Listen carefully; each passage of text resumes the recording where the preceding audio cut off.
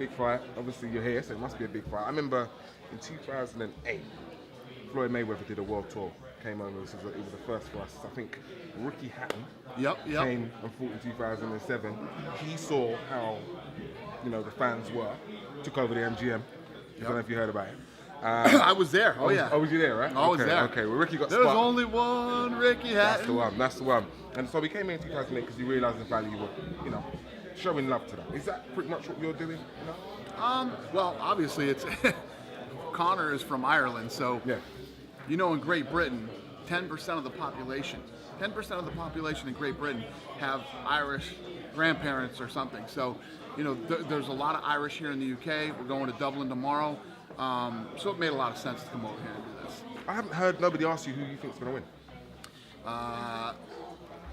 I don't know. It's such what I love about this fight is if you're a fight fan, whenever there's a scenario where you have two of the best fighters in the world, especially with one with Jose Aldo's background, hasn't lost in 10 years, 18 straight fights, 8 title defenses, and 2 guys fighting in their prime for the title, there's nothing better than this.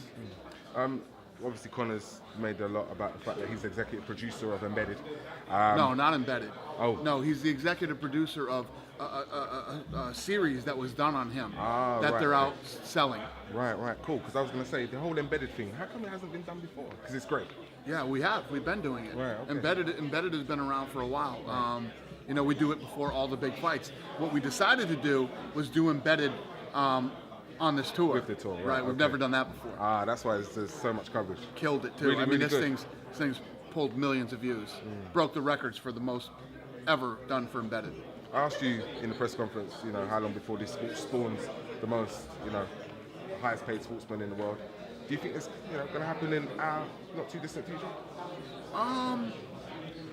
Listen, when you talk about the highest paid sportsman, you got guys. Guys and girls, it depends on what you're talking about. Right now, Ronda Rousey is the highest paid female athlete on earth. If you look at the time and how much time she puts in and how many times she fights, the only one who makes more than her is one of the Williams sisters, and she plays like 78 tournaments a year, or 78 whatever a year. Ronda is the highest paid female athlete right now, and some of these guys, when you look at like a John Jones or Jose Aldo or Cain Velasquez and some of these other guys, they fight 3 times a year. They get pretty damn close to some of these other top athletes. Ronda Rousey, she's like a phenomenon. She's unbelievable. What do you think is going to happen when you take her on her first world tour? Oh man, the greatest athlete I've ever worked with. Why would you put her in that box? Because she is the full package. Everything. First of all, she's our female Mike Tyson. She rips through people in seconds. She gets media coverage that no other fighter gets. She's a workhorse and a professional. The movie deals that are coming in, the list goes on and on. And the way that she handles it all. Normally, the money and the fame and all the other work, makes people way harder to deal with. The more rich, the more famous she becomes, the easier she is to work with. It's unbelievable. Who's the highest paid sportsman in UFC history? Who's made the most money? I'd have to say Anderson Silva.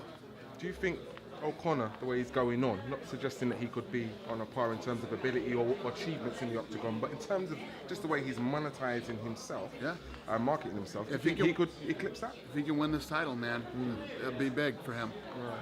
And tell me, my last question, in terms of the future, what's your utopia? How do you see the sport evolving, and what would constitute, we've done it, we've made it, we've hit the jackpot? I know you're probably happy already. You talk about the first quarter and how well UFC's done in the first quarter, but I'm talking about that place where you can look around and say, we've done it. When we're truly global. We have massive television deals in place in all the major countries around the world.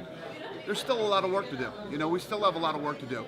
We've done great things. We continue to grow the sport and blow it up, but there's still a lot of work to do. So thanks for your time. Appreciate Pleasure, my friend. Hard work, dedication. Hard work. Dedication. Hard work. Dedication. And that's what we stand.